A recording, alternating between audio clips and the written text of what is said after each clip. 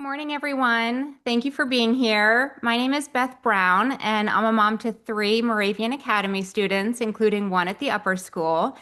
And I'm a Merle-Smith campus liaison with the Family Association. Today, we have a great topic, crafting a narrative on the path to college admissions.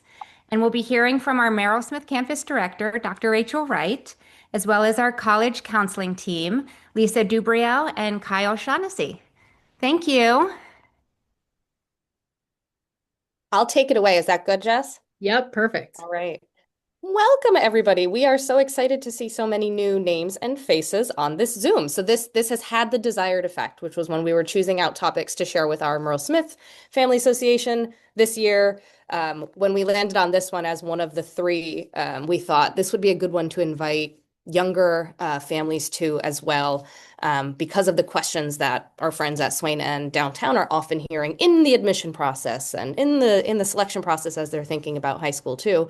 And so since we were putting the slides together anyway and putting our presentation together, we thought let's open it up. And so we're happy that you're here. And it signals to us the hopes that you have around college admission for all your kiddos, and probably some anxieties. And this is our daily work, our bread and butter. And so we hope to start quelling some of those anxieties and really leaning into those hopes.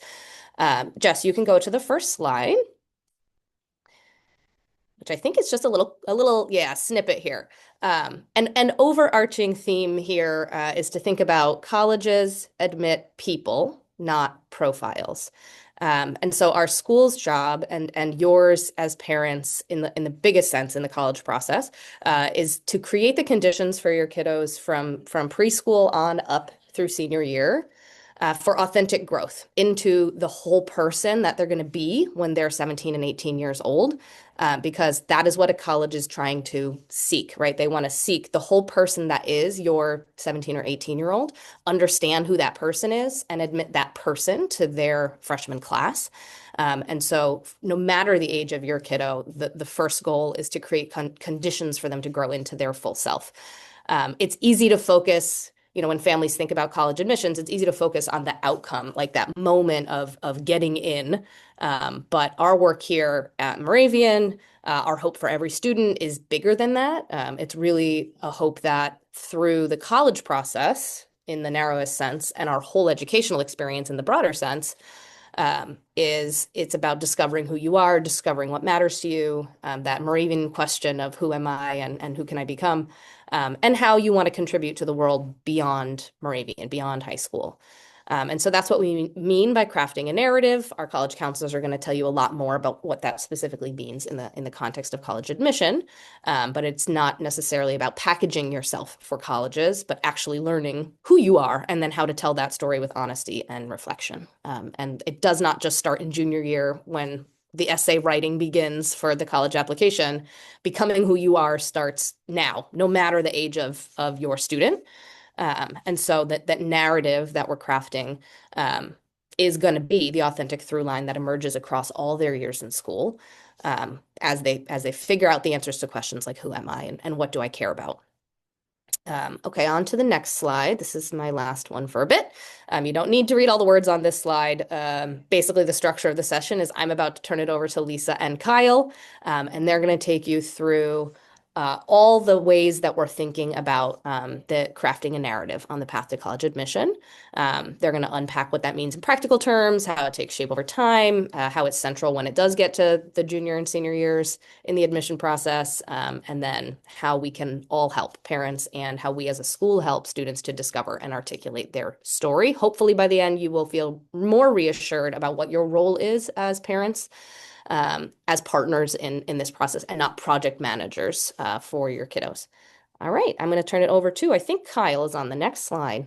Kyle, introduce yourself. Hello, good morning, everyone. I'm Kyle Shaughnessy. I am one half of the college counseling team. We call ourselves the Dynamic Duo. We've been working together at Moravian for 14 years, and we were together in the College Counseling Center, or in admissions at Lehigh together for a year. So Lisa and I have known each other for a long time, but As we start to think about this, what's a narrative? Well, you'll hear us use that word narrative in this process a lot. And really, it just means simply that it's the way that students tell their story. That can feel daunting, right? Especially when they're applying to college and they're hoping and dreaming that this school, this one will pick me, they'll choose me, right? But one of our biggest goals in our college counseling program, through group meetings, one-on-ones, self-reflection exercises, the essay writing process, through college visits and exploration, is to help students see something powerful, that they have agency, the students have agency in this process. We want them to feel empowered to flip this script, from I hope that they pick me to, I get to choose, I get to pick the community, that where I will thrive next, where really I can see myself growing into all of the things that I've developed at Moravian Academy. This is the shift where their confidence grows and where the college search starts to feel a lot more of self-discovery and less like judgment. Next slide, Jess. So building a student's narrative, we know that it means they are learning about themselves in authentic ways, in active ways. In a perfect world, this process can unfold naturally throughout high school through curiosity, growth, and meaningful contribution, and in ways that fit their stages of development. Students shape their stories not necessarily only through academics, but also through what they do beyond the classroom. Participating in extracurriculars, we know whether that's academic clubs or research, affinity groups, athletics, community service, or even the performing arts and many other things too that students have interest in. It helps them build teamwork. It helps them learn communication skills, develop leadership, and perhaps most importantly, a sense of belonging through joining these organizations. Combined with their academic experience, these activities can help students discover what excites them, deepen their interests and understanding, and how those interests connect to their personal and academic growth.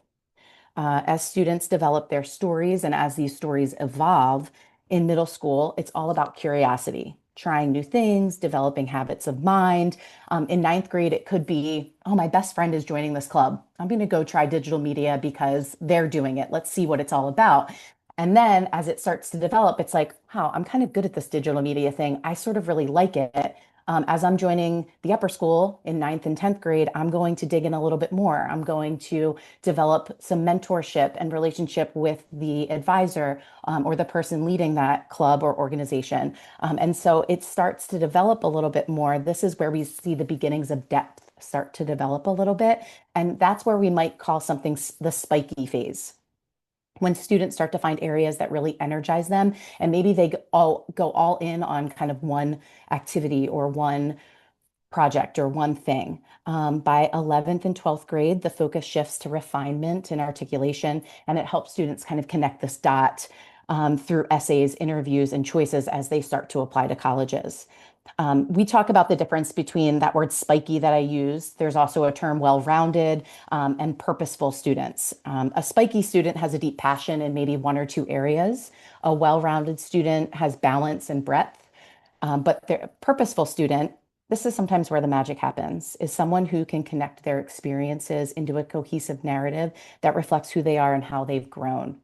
Our goal through programs like our college counseling curriculum is to help students scaffold and develop over time. We help them discover, we help them reflect, and ultimately articulate their unique story. And Lisa's going to talk a little bit more about our sessions and how we do that with students.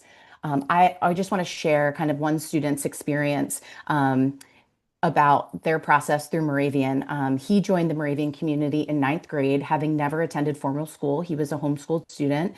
And he, as part of his freshman performing arts program, he joined Intro to Theater. This was completely new for him. He describes, through his narrative, as he wrote in his college essay, about sort of being a more kind of introverted student and not really in, understanding how to engage in some of these big group sessions, and how it was really intimidating for him. But through this Intro to Theater program, he really developed some friendships. He developed strength. He realized how he could use his voice, how he could engage with his peers in a really cool way.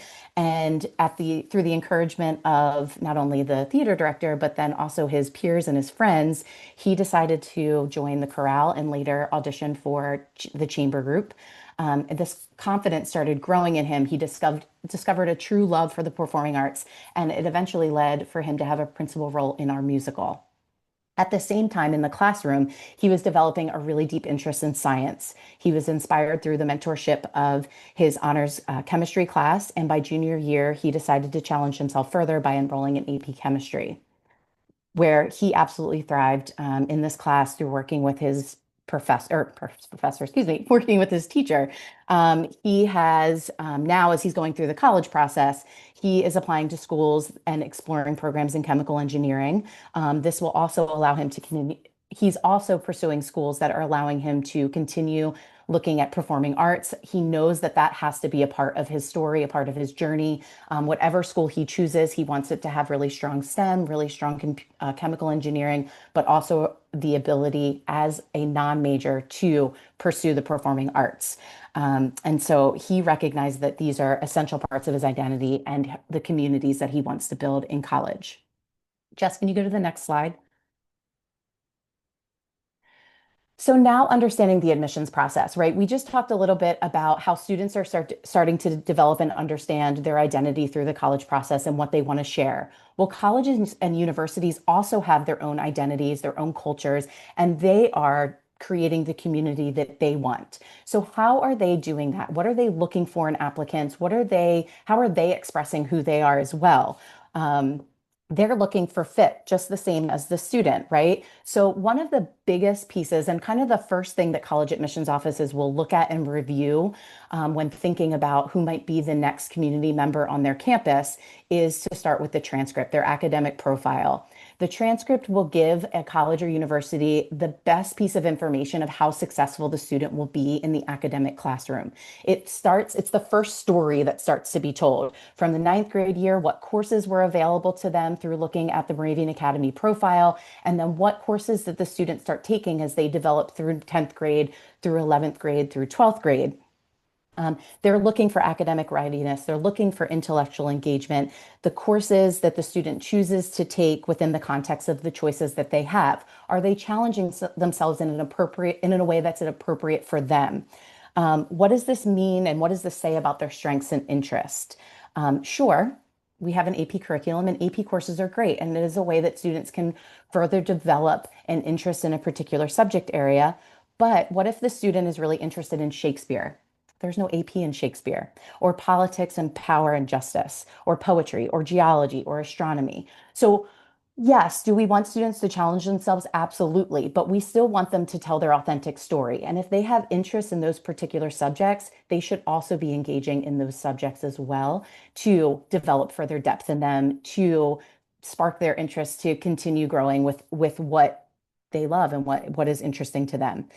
Standardized testing, many colleges remained test optional, but scores, if they are in the range of admissible students, are another data point that students can share with colleges or universities to show their college readiness. It's just another way that colleges can evaluate the application. Talking about timeline for students, our recommendation is for students to do some type of standardized testing preparation after their sophomore year and then take their first official SAT or ACT by junior spring. To prepare students for this, we offer the PSAT in ninth grade that the students will take in April, and then in the PSAT and MSQT for 10th and 11th graders in October. So we also offer, those are a little bit more official, though those scores are not sent anywhere. We do offer practice exams, mock exams that students can take to understand what is expected in the SAT or the ACT. We also talk to students individually about whether those scores should be a part of their narrative or if that's something that maybe isn't necessary to send to a school if they are test optional. Everything, you'll kind of learn as we go through this, that everything is pretty individualized, right? So we meet students where they are, we support them and have individual conversations with students as they start to send and tell their story to the schools that they're looking to apply to. Um, Essays, letters of recommendation, and contributions to school life and community that's my favorite part of the process when working with students, because these three pieces really make the student human to the admissions reader. When looking at students that are applying to schools, test scores, GPA, grades, courses, a lot of that looks really similar. And when talking about highly and most selective schools, the majority of students that are applying to those places are admissible. So these essays, the extracurricular activities, the letters of recommendation really help to bring the student to life. It allows them to share their voice with the college admissions person. It allows them to choose what story is most important to them that they want to share, especially when we're thinking about the essays. Um, and so I think it's a really cool part that we do. We work with Dr. Moore in our English department. Lisa and I really spend a lot of time developing and crafting a student's individual story through their college essay. It's a really big part of the way that they get to share with the schools that they're applying to, something that is truly personal or unique or special to them. And again, that authentic voice comes out in that essay. It's something that we develop. I loved it. It was funny, as I was preparing this, I was thinking about how I wanted to say this. And when I got to the part about talking about the letters of recommendation and what they say about a student, right before the November 1st deadline, I was sitting with one of our seniors about to hit send on his early school. And he took a breath right before he went to push it, and he like exhaled, and he's looked over at me and he goes, um, wait, I don't think I'm ready yet. And I said, okay, what do you want to do here? And he's like, well, did I tell them everything that I wanted to say? And I looked at him and I said, I don't know. Did you? He said, okay, well, will they know who I am? And I said, I don't know. What do you think? Let's talk through it. And he's like, okay, well, as I started with my essay, I was thinking about this. And I said, wait, let me tell you what I learned about you. And then you tell me if these are all of the things that you wanted the reader to learn, to know, to understand about you. And so we went through each part of his application again. I reread his essay with him and I said, this is what I learned from you about your essay. I learned that family is really important to you. I learned that you have a deep connection to your heritage and your culture and where your family comes from. I learned that you think outside of yourself and that other people are really important to you, and connections that you form with people and community are really important. And he's sitting there going, okay, yeah, that's it. That's what I wanted. And then he said, well, does everything else make sense? And so I knew what he was getting at. He was getting at, I don't know what my teacher said about me. I don't know what my college counselor said about me. How do I know that those pieces of the puzzle are coming together to say the best story or what I wanted them to know? And so Lisa and I do this with students sometimes, and I pulled up the letters of recommendation. And now all students, it's our school policy, and college admissions offices want to see this too. All students waive their right to review recommendations that are written about them. They want them to be authentic. They want them to be true. They want them to know that the student hasn't tampered with them in any way. And so I pulled up his teacher recommendations and I started pulling out some words and some themes. And all of them started aligning with exactly what he wrote in his essay. It talked about him being a leader. It talked about him thriving in community. It talked about him seeing other people in a way that is so beyond his years. I didn't read my counselor recommendation, but again, I pulled out some themes, and I said, this is my favorite part of the process.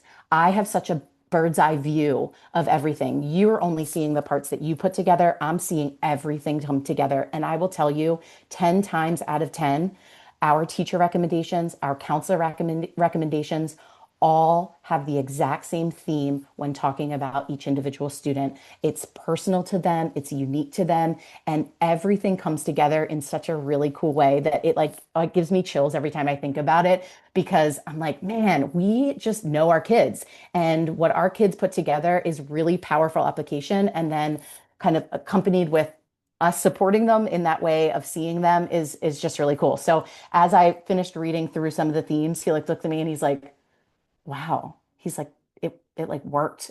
And I said, yeah, it did work because you did the work and we just got to be here for the ride and kind of just, support you through it. So that was like just a really cool moment that it came full circle and he hit submit. We saw fireworks on the screen and he felt really proud of himself as he should because he put in a lot of time and work and everything came together the way it should. One more story I want to share is about one of our students who was a tinkerer. She was a builder. She just loved taking things apart. And when she joined Tech Crew in ninth grade, she quickly sought mentorship from the program's advisor, discovered a passion for lighting design, and over time she grew into a leadership role within Tech Crew and is now serving as the second year as stage manager for our School of Musical. In the classroom, she found the same kind of STEM love and mentorship and internships through her STEM teachers. With guidance from us, we talked through summer programs and some things that she could do and some things that she could pursue. And we helped her find some engineering enrichment programs that she attended, one after her sophomore year, which introduced her to all sorts of different disciplines within engineering. She could dabble in some different areas and kind of understand what the different disciplines look like and feel like. As her interest deepened, she challenged herself with some more higher level AP courses in chemistry and in physics, even in calculus AB. Now she's taking Calc 2 honors and multivariable calculus honors. And then this past summer, she participated in a biomedical engineering program where she was synthesizing antibiotics. So she had a really hands-on experience this past summer doing something in an area of interest. She realized that that wasn't quite the area of engineering she wanted to go into. So now as she's applying to colleges, she's planning on studying mechanical engineering, which is just a natural next step for someone who developed their passions here, who tried some different things, and someone that's always loved creating, building things from the ground up. So those three stories that I shared, they remind us that when students apply to college, transcripts and test scores only tell one part of the story. This isn't in a vacuum, right? Admissions officers are going to look closely at the students' experiences, at what they've done to enrich themselves in the areas that matter to them most. Um, Certainly, these student stories only help them find the right college fit. It also helps the colleges recognize that they are a fit for them as well. These students stand out because their experiences are authentic and because they truly show who they are. Turning it over to Lisa. Thank you, Kyle. First of all, Elizabeth, your dog is adorable. We do not do canine college counseling, but your dog seemed to be wrapped at least for a little while. So thank you for that. I am the other half of the dynamic duo, and I've been at Moravian for 17 years.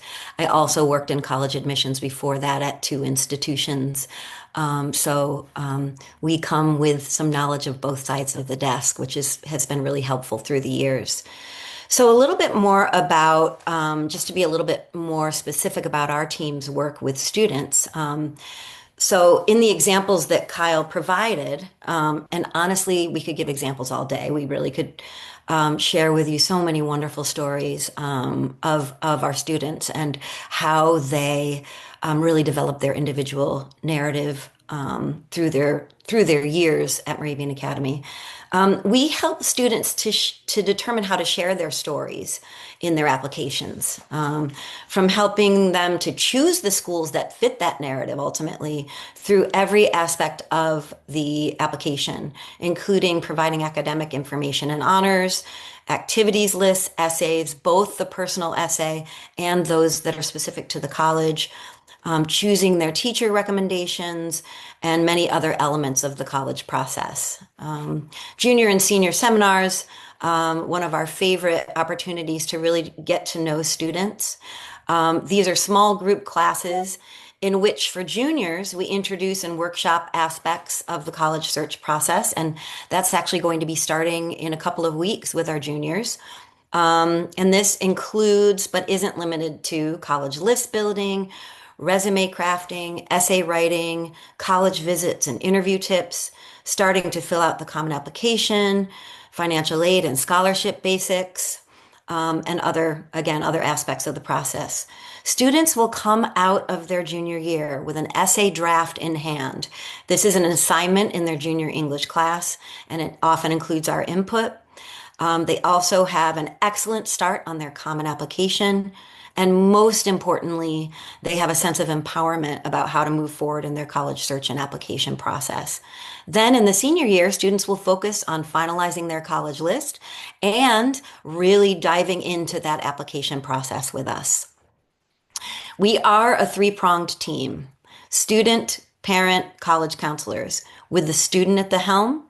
This is their process to drive, and we can certainly facilitate, provide guardrails, guidelines, suggestions. But as Dr. Wright noted in the beginning, we are not the project managers, the students are. Jess, you can go to the next slide. So, the truth about selectivity. There is certainly that pesky item that a school must admit the student in order for the student to choose to attend that school. However, if the student family counselor team does enough pre-work, exploration, reflection, and ultimately the student really kind of understands their own story, then they will be applying to those institutions that do fit. And many of those institutions will ultimately admit them. And here is the truth about selectivity. There's this myth that college admissions is fraught and impossible to navigate. To provide some perspective on the College Board College Search tool, there are 2,356 four-year colleges and universities. If you choose the parameter whereby the college accepts 0 to 10% of applicants, and believe me, there are colleges that are precariously close to that 0%, the number of colleges decreases significantly to 36 schools out of 2,356 accept 10% or less of their applicants. That number increases to 105 with the addition of the acceptance rate of 10 to 25% and 299 when you bring the rate up to 25 to 50%. That means that only 12% of four-year colleges and universities listed on the College Board accept less than 50% of its applicant. Let me say that in another way. 88% of four-year colleges and universities accept more than 50% of their applicants. Now, students and families tend to focus on those most selective colleges. But why should selectivity be the most important parameter in this process? There are so many elements to consider when you're considering fit. And developmentally, by the junior year, the student again has built that narrative described above to consider those elements of fit: size, learning style, family finances, culture of the institution, location, setting, academic majors and minors, and as students call it, vibe. The vibe in general is really important to that student. So here are two examples of those student parameters. Student one was looking for a small to medium liberal arts college, 2 to 10,000 undergraduate students. They wanted to stay on the eastern seaboard, New England, Middle Atlantic, or South. They were open to setting, suburban, urban, or rural. They wanted a collaborative rather than a competitive environment. And they were an athlete who wanted to play their sport in college. Their coach identified them as a strong Division III player. They were interested in chemistry and biology and wanted to pursue a pre-medical track. This student had been inducted into Cum Laude Society, so was one of our top students in terms of rigor of coursework and grades.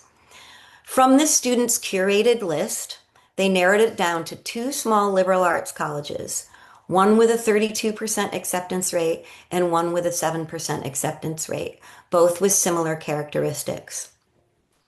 They ultimately chose the school with the 32% acceptance rate over the one with the 7% acceptance rate because of fit with the team and coach, vibe of the community, a more collaborative environment, its proximity to home, a merit scholarship offer, and excellent pre-med support. Student two was focused primarily on the acceptance rate at first. They applied early decision to a university with a 4% acceptance rate and to others with very similar single-digit acceptance rate in their early action option. Ultimately, their application was denied to those institutions that accepted 10% of students or less. And of course, they were initially very disappointed. Our job, however, through this process is to ensure that the students list also includes colleges with varying levels of selectivity that share characteristics that fit this student's narrative. He was open to any size college. He wanted an urban setting in New England, Middle Atlantic, or Midwest, and he was considering majors in international relations, business, and law. He also wanted opportunities for hands-on experiences, work-related internships.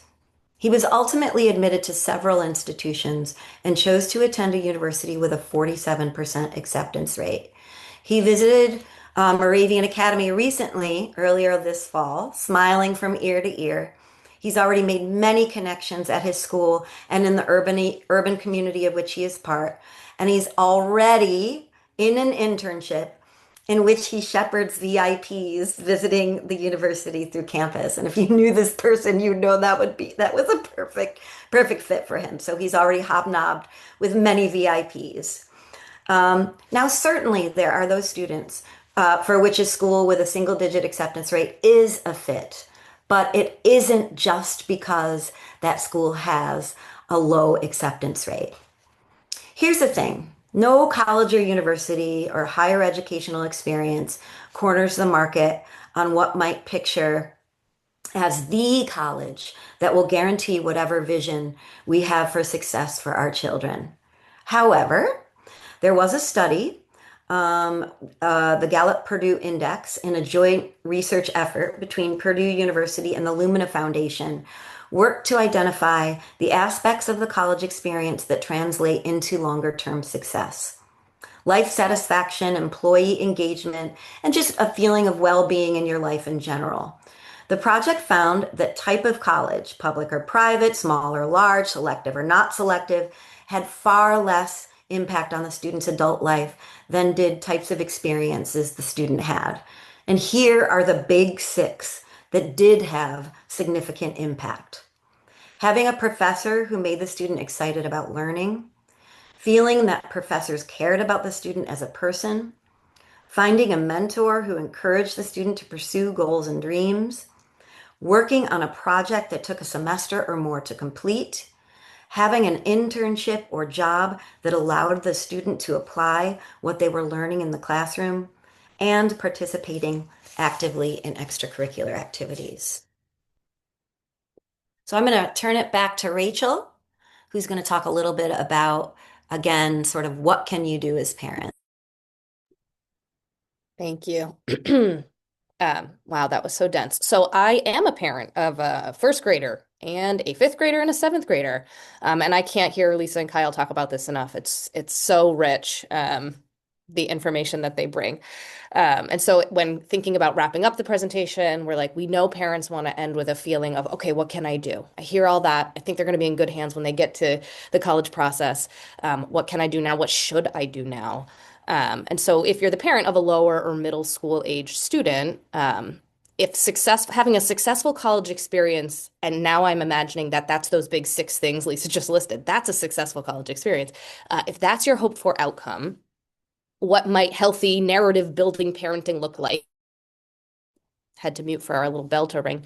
And so really we're talking about like the everyday choices that we make as parents. And I was in preparing this presentation over the weekend, you're a parent making all those decisions. Should I let my kid just hang out in their room? Oh, they want to have a play date. Maybe I should be making them go to join a new team or practice their instrument, or maybe I should be making them try to study beyond the unit that they're in math. And you just kind of are checking yourself constantly about like, am I doing the right thing in all those many, many micro decisions we make when our children are on a typical Saturday in your house. So those choices, what does a Saturday look like in your house? How do you respond when your child says, I'm bored, what should I do today? Or what you might say to the student when something isn't going perfectly, or they're not happy in their, they don't want to practice their instrument, or they are complaining about some class that they're in at school. So I would say first, right, yes, create the conditions for authentic growth to grow into their full self. That is something that you can always return to as like, I'm doing good narrative building parenting. They're going to be able to work with Lisa and Kyle when they get to high school and craft that perfect narrative. If I'm letting them grow into their full self. So that might mean giving your seventh grader time to just be in their room, maybe on a, FaceTime call that goes on too long, because they're learning who they are in those conversations with friends, and in choosing how to spend their time. Maybe they want to reorganize their room or build something or take something apart, and all of the good parenting advice about helping to model balance for kids and open communication all lives under this one. Keep doing those things because it does help our young people grow into their full self, helping your child know that they matter. And I will plug here, at the historic downtown campus next week, there's a wellness night to which all of our families are invited. And I know that there's going to be so much information there, where you can be really thinking about that. Like, how do I do good, like healthy parenting? And that is part of getting them ready for the college process, believe it or not. Second, don't focus on making your child impressive, right? If you've heard anything from this presentation, I hope it's that like we do need the kids to genuinely feel excited about the things that they're doing. And so it can be a trap that we fall into if our weekends and our summers and our time off school become about resume building for the kiddos, an extra class, an extra activity. We risk them not being able to hear their own voice in what they actually want to do. So instead, maybe it's helping them notice what feels meaningful, right? What feels like it matters to them. And it doesn't have to look any particular way. And so finally, like the last one here, make sure your child has the space to become interested and really hear that inner voice. Giving them that space might look like a slow Saturday with no plans, or letting them spend hours diving into something that seems kind of random to you. You don't need to rush to fill all that time because curiosity might need a little bit of boredom in order to be born and grow. And as they experiment, like young kids, even high school age kids, they don't necessarily have the words to tell you what feels meaningful, right? What feels like it matters, or what is their purpose? But your kids. So if you think about like what lights up their face to talk about, or what activities light up their eyes to do. What are the things that they can spend hours doing without ever bothering you to say, I'm bored and can you entertain me? Those are things that matter to them, even if they're not telling you. This brings me a lot of purpose and sense of meaning and mattering, right? You can tell because they're genuinely uh, thrilled to be doing the activities. And you can start today by asking your kiddos, what is your favorite day of the week right now? And throughout the course of a year, these things change. And a kid might tell you, oh, I love Tuesdays, right? And really listen when they say, what do you love about Tuesdays? And for some kid, it's going to be because that's the day that, I have art class and PE, and those are my two favorites. And for some kids, it's going to be, oh, because that's the day I get to come home and then there's no activities that I have to do after school. And so really listen to those things and listen for how those answers change over time. And that's helping them also learn to do that reflecting out loud about what it feels like to engage in these activities for them. And that's all putting them on that path towards when those activities and course selection like really have the higher stakes in high school, they'll have more of a sense of how to listen to their own voice. So that's a little advice for the lower and middle school parents. And then we'll give it back over to, I think, Lisa to take us through what about high school aged parents? So really, I think it's the same thing, honestly. And I'm not going to say too much here because I think that Dr. Wright really covered most of these. One of my favorite sort of phrases is comparison is the thief of joy. And we all fall into that trap for ourselves, for our children. It's hard. It's really hard not to worry or care about what the Joneses are doing, right? Um, I was a parent of a high school student once upon a time too. Um, and what I realize in hindsight is that the worry didn't make things better at all. It made things worse, actually. And the worrying why my son wasn't doing what X son was doing didn't make things better either. What did make things better was to trust that we had raised him and that he had the soul and his own kind of navigation tools to find his own way, his own path, his own joy. And I just hope that most of what you feel as you move forward, as your child grows, is excitement, just to see what story unfolds. And Jess, I think that if anyone has any questions, I guess is the next step in our presentation. We would be happy to take questions, like an unmute and jump in, or in the chat. Any questions for our college counselors or for us? We know it's very presentation heavy and lots of information, but we're also happy to just chat. Or if any parents of our high school kids who might be on the call want to talk too about like your experience, if any of what Lisa and Kyle shared resonated, that could also be really impactful for other families to hear. Hey, good morning. My name is Rajesh. My daughter is in ninth grade. Oh, morning. this is really good morning. This is really excellent session. Thank you so much. I mean, this is I missed this kind of session in middle school. I never attended, but I attended now in ninth grade. Thank you so much. This the last part what you said, and for the ninth grade, I mean the high school as well as for the middle school, let them evolve. That's beautiful. Thank you. Our pleasure.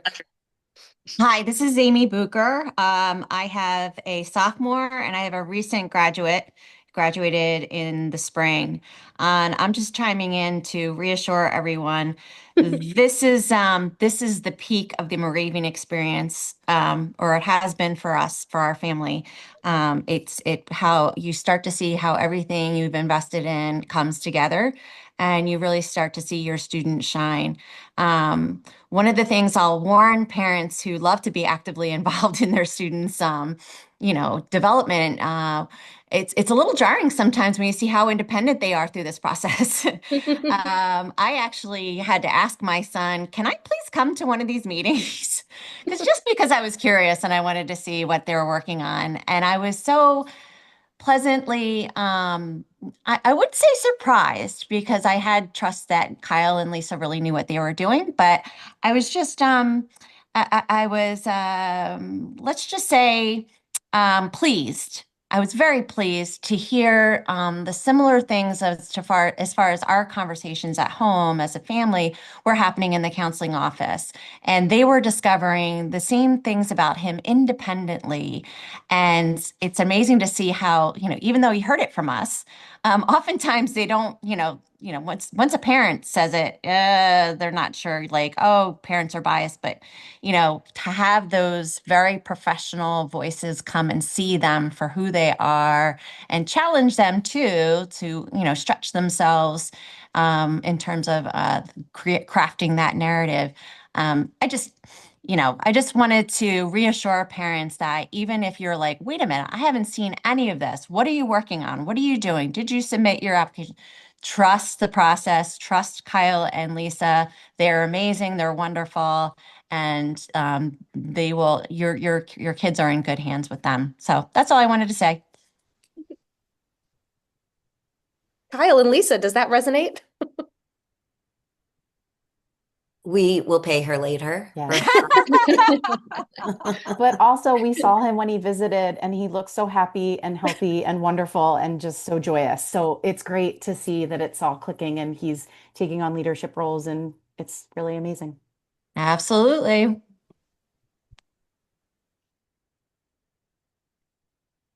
That's great. Any other questions or comments?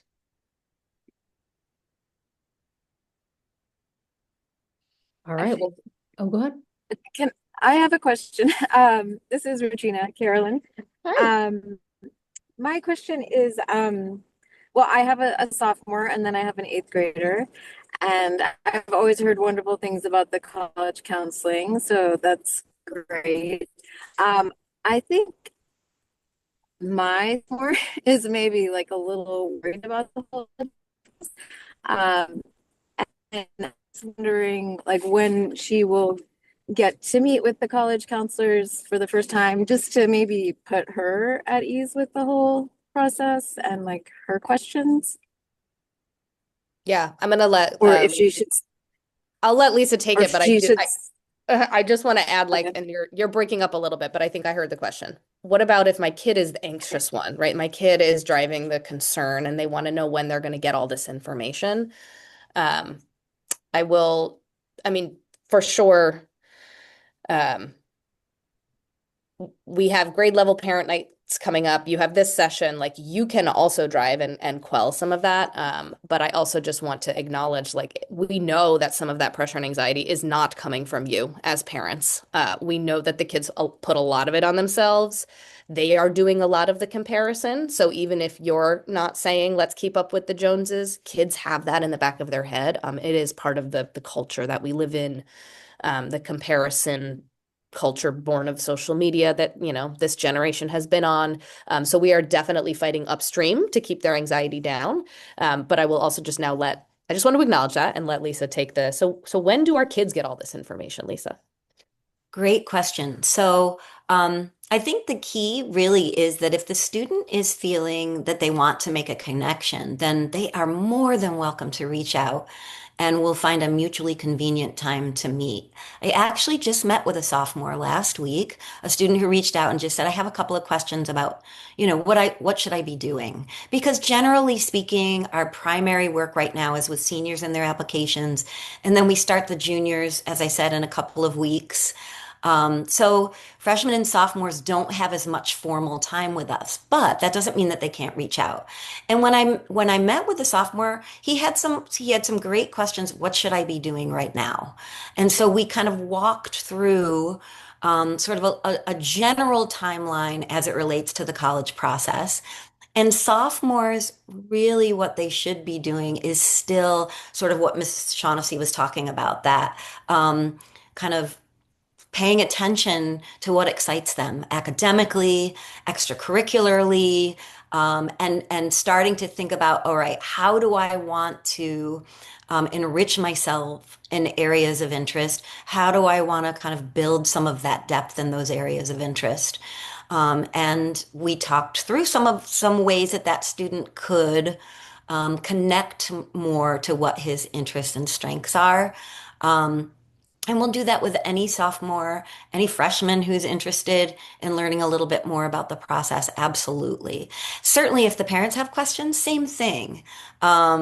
We generally don't have full family meetings where the parents or guardians and the student meet with us formally until the junior spring. January of the junior spring, we have a full hour-long meeting where we just talk about that individual student. Um, but certainly, as families have questions, they're more than welcome to reach out to us. I hope that helps a little bit. But if you have follow-up questions based on what I said, feel free. And I would also add that the idea of sort of beginnings of depth and starting to connect a little bit more deeply to your interests, those things that are important in grades 9 and 10. Um, if a kid is not having that conversation with the college counselors, you can be assured they're having it. They're having it with their teachers, they're having it with their advisors, they're having it in grade level meetings. Like, it is built in to the curriculum and the co-curriculum for grades 9 and 10. Like the fire project in grade 9, there's a big choice element in there where they have to do a lot of internal reflection. So it's built in that they're doing that important work. But that a connection out to the college counselor in the 9th or 10th grade can often just be, what should I be doing? Only for the student to find out they're already doing it. And that just gives them that little, like, ease of anxiety of, oh, okay, I'm doing it. And And yeah. talk through the future so they know, okay, the rest of it is coming and I don't need to do that right now. And one other thing about that too is, should I worry that I don't have anything that really has sparked my interest yet? We have, seniors right now, plenty of seniors who are applying to college undecided. They have so many interests that one isn't necessarily hasn't risen to the top yet. That's absolutely fine too. There's a lot of guidance and mentoring that happens in college as well. And that's where fit comes into play, finding those colleges and universities that have that flexibility for exploration. Hi, if I could just chime in really quick. I think you can hear me, is that right? Yes. Yep. You're on. My name is Jimmy Brown, and I have a son who is an eighth grader currently, and I have a nephew that just graduated last year from Moravian. And at the ceremony, I had an interesting observation, and I just thought I would bring it up, and it's more just a quick thought. Um, I noticed that a high percentage of the kids who graduated last year had a business, pursuing a business degree. It had to have been, I don't know, 80 to 90% was just my, from sitting there watching 65 kids or so go across the line. I personally am a civil engineer and I have a passion for building and sciences and math. And my observation putting together a couple things was just what is Moravian doing to expose the kids that are, 10th, 11th, 12th grade to all of the options that are out there? There are 100 different degrees, I would imagine, that kids could pursue. And are we showing them all of the other options? Yes, there's history, there's language arts, the standard ones, but are they seeing everything? And I would just throw out the challenge of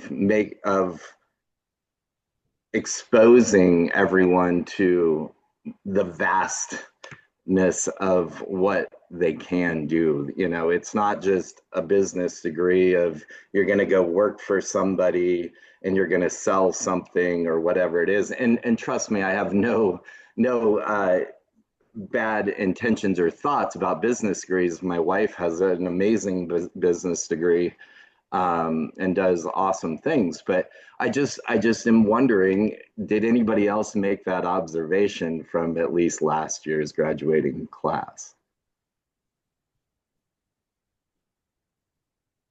I have many thoughts. Lisa and Kyle have a huge hand in writing those comments, and I'm sure we'll have a thought on this and also talked for hours and hours with all of those kids from last year. What do you think about that, Lisa or Kyle? Are 80 or 90% of our kids really going to go on and study business? People change their minds in college an awful lot. I think some of the interest in business stems from what the parents do, for sure. They get a lot of exposure from family, um, family businesses, families in business. So that's part of it. Certainly another part of it is um, the I want to make money. I want to do honestly. Um, Often they say I want to not be financially insecure, or I want to kind of live in the lifestyle that I'm accustomed to, and I'm really attracted to business. And often what we say doesn't necessarily fall on deaf ears, but sometimes students have in their minds what they want to do. But in terms of exposure, I think that through coursework, through summer exploration programs, depending on what the student comes to us interested in, in terms of engineering, we've had a lot of students do summer programs in engineering, do research at local and non-local colleges in engineering firms where our students do internships and post terms. So it might have skewed a little bit businessy last year. It feels a little engineering-y to me this year. So sometimes it ebbs and wanes according to student interest and strength. Um, Often we find that students don't necessarily want to go into the humanities or social sciences or education, but often we find when we touch base with them 5 or 10 years later, they've gone into fields that aren't necessarily as STEMmy, and tend to kind of go more into what they've discovered in college, which is really exciting. But depending on where the student is and what their interests are, I mean, the tinkerer that Mrs. Shaughnessy was talking about, she I hope she doesn't mind. We talked to her about it beforehand, but she wrote her essay about Formula One. She's so fascinated by racing, and I don't know what'll happen. Whether she does one of those Baja car buildings in college, and what that will end up looking like. But it's exciting to think about this tinkerer and what might end up happening. I hope that helps a little bit. Um, I I mean, if anything, I just wanted to extend my observation and see if anybody else noticed it, and nothing to do with it. Just thought I would throw it out there. Mhm. But the exposure is a big motivator behind when we're selecting programs to add or thinking about our slate of clubs and activities. A lot of it is making sure we have diverse representation of the kinds of things that kids might want to learn about outside of their required curriculum, which is already broad-based liberal arts curriculum where they do have requirements in performing arts, visual arts, science, math, English, history, language, all the way through their 4 years. But something like DECA here is a huge club at our school, which is an entrepreneurship business-oriented club. We typically have 50 or 60 students every year who enjoy participating in that. So often there is an actual genuine interest developed over time in the idea of, I think what they see through business is that they can put their passions together in creative ways. Like DECA gives them a place to say, oh, I'm going to do the business side of coding, or this AI thing I came up with, or this health field thing I came up with. And so they see it as like a way of saying, oh, I can make money on my interests. I know I'll study business. But we have, for 50 and 60 kids participating in DECA, that means there's 210 students participating in all the other things too. And so our clubs and activities are a wide-ranging place for kids to get exposed to all kinds of different things, even beyond their classwork. Okay, it is already 9:28, so I'm going to give it back to you, Jess, because those are some excellent questions, and I think we've covered it. All right, awesome. Thank you all for speaking today. Lisa, Kyle, Rachel, fantastic information for all of us.